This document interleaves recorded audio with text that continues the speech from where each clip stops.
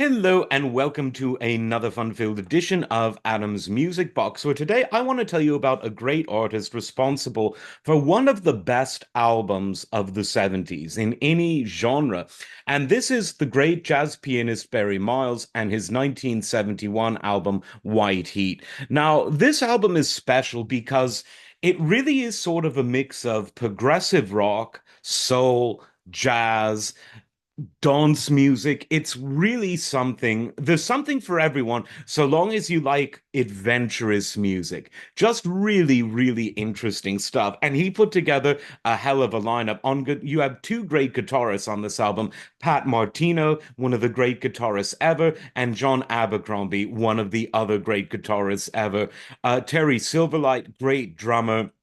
You have Lou Tabakan doing some saxophone on the album, and of course the great bassist Victor Gaskin, who played on a lot of Mainstream records at this time. Mainstream was a label that was doing some really cool records in sort of the jazz fusion, jazz soul fusion style at this time. And as I said the other day when we were talking about another great pianist on this label, Hal Galper, it was, in my view, one of the foremost interesting jazz fusion labels of the 70s, along with Black Records, Strata East, and CTI. So, I mean, Mainstream really didn't release a single poor album.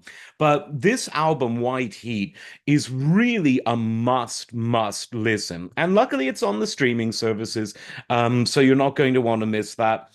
Barry Miles himself was probably best known in the industry as someone who played with other people with huge names. He played a lot with Al Di Meola.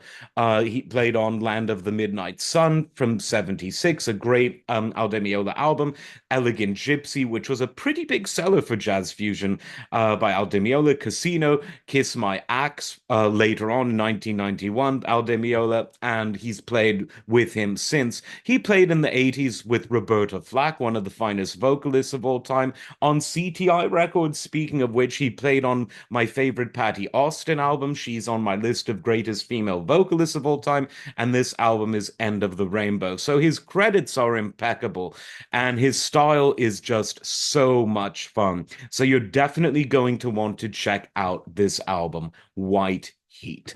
Like, subscribe. We'll see you next time. Take care.